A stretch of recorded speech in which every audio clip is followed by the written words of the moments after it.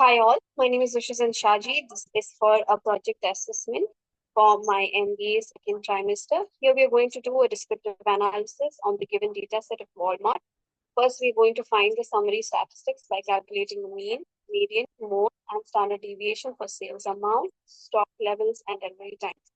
The data set contains the following key columns relevant to our analysis. That is the sales amount, which is column F, stock level, which is column G, and we have delivery times hours, which is column B. So once you select the column, we go to data analysis. Once you click on it, the pop-up appears for data analysis tools. That is descriptive statistics, which is what we're going to do first. Click on OK, and then we click on the input data where you want to start with, and you click checkbox columns, checkbox labels in first row, output range where you want your results to be in which sheet. Then we do a checkbox on summary statistics. Click on OK, and once you've done that, we will get to summary statistics sheet, which is with our data, mean, median, mode, standard deviation. Keep doing it for sales amount, stock level, delivery time, ask. You can filter your data and result as per your requirement.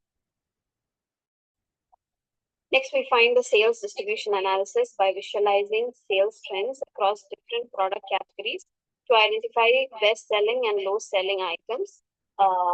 First, we come to A1 cell. Then we insert the pivot table as required. You choose your data where you want to do your range from. Then you choose the new worksheet or the existing worksheet. For now, I have already done the sales distribution analysis on a separate sheet. So this is how my pivot table looks. Once you drag the required fields into the boxes, rows and values, I've collected the product category to rows and sum of sales values to values column. Once you have done that, and you will choose the chart that you can interpret your results in. I've chosen the bar chart, and this is how I am going to interpret it. So my pharmacy has 1,41,583, which is the highest, and grocery, that is 1,27,503. Next, we are going to find the stock level analysis by assessing stock availability across different store locations and across different product categories. So the same way we did the sales distribution analysis, we will take the stock level analysis from the data sheet itself. So once you click on the data sheet and insert a pivot table, you will get data in this format. By dragging the store location to rows and product category to columns and sum of stock levels to values, we will get a pivot table as per our requirement. And I have added the conditional formatting with less than 14,159, which is labeled as light red cells. And I have chosen my interpretation to be a bar chart. And I have shown the clothing, electronics, grocery, household, pharmacy, and toys. I've also shown a heat map, which can also be represented this way. So this shows the changes in the stock level that could occur from each store locations. Next, we find the seasonal demand trends by analyzing how sales fluctuate across different seasons, different special events such as Black Friday or Cyber Mondays, for example. So what we will do is insert a column for date column and rename it.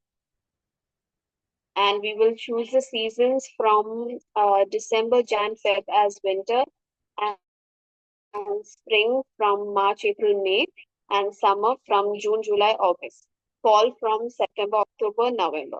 So once we have added the column in the data sheet, we will insert a pivot table. This is my column, and I've used the formula as per this. And the pivot table looks this way. Once you have added your pivot table, we can drag the event impact to columns, as you can see, and rows to a season to rows, sum of sales, amount to values.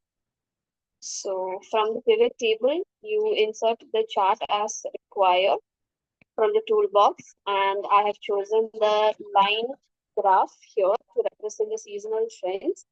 Here we can see that there is changes during summer for holiday season, and during winter it increases. And you can see by fall, by natural disaster happening, by fall there's a reduction. Summer it reduces further, and winter it rises furthermore. So from the data that is given, I have added extra column for adding my month. So I've used this formula to choose the month, and I've added the extra column. So here we are finding the weather impact on sales by examining whether weather conditions influence the sales patterns. So by adding a column onto your data set for month, as I want to know the analysis monthly, insert a pivot table once you've done this, and we get a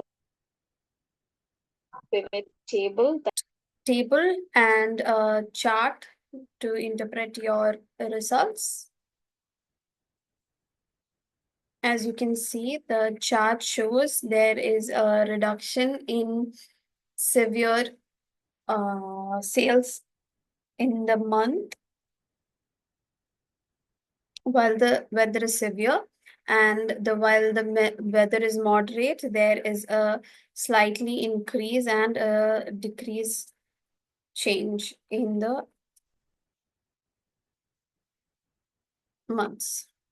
Next, we find the supplier performance analysis by evaluating supplier reliability scores to identify the most reliable suppliers, drag sales amount, values, and event impact rows. By clicking on the pivot table,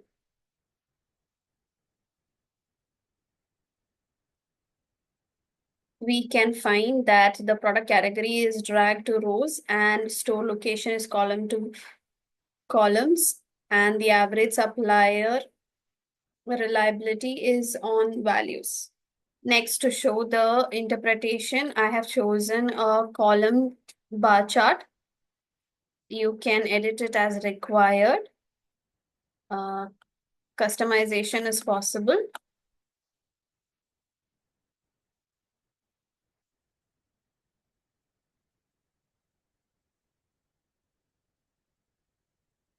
Next, we find the event-based sales. So here again, we are adding a pivot table from which we can find out that the holiday season there is a higher sales of 1,24,068 rupees, and the least is during the natural disaster, which is 47,780 rupees. I have added a pivot chart, as you can see, from a column bar chart, which shows the total sales of each Black Friday, Cyber Monday, holiday season, natural disaster, and when there is none. Next, we find the spoilage rate of the products or the items. For this, we are again choosing the product category as rows and spoilage rate as values. And as you can see, we have an average of 24 and 23. And the most is on pharmacy products, which is 27, the spoilage rate. And the least is 23, 8, 28, which we can find out from the chart, line chart that as I have inserted once the pivot table was created. Next, we are finding the customer buying patterns that determines the most popular product categories in different store locations. By dragging the product category to column, store location to categories, sales amount to values, and by inserting the chart after the table is created, we can figure out that there is a severe increase in Canada for household items, and in Mexico there is a list of clothing customer purchases. Next, we are finding the delivery time performance by analyzing average delivery time per location. Again, we are creating a pivot table from which we are dragging the store location to rows, average of delivery time to values. While we are dragging it, it comes as sum, but once you right click it and value field settings, we can choose whichever the type of calculation you require for the selected field. Here, once the table is created, I am adding a chart that is column bar chart. Here it is shown that Mexico and UK is close to highest delivery time. So average is taking around 38.203. There is a very slight minute difference. Lastly, we find the store location performance for each different stores. So by comparing the sales performance across different store location to identify high performing and underperforming regions, we are inserting again a pivot table by dragging the store locations into the rows and sum of sales to the values. Once the table is created, we can find the sort it as per your requirement. And we can also find that there is an increase in sales in Canada, and the least is in India. And I have added the pivot chart, bar chart, by inserting into the sheet after creating the pivot table.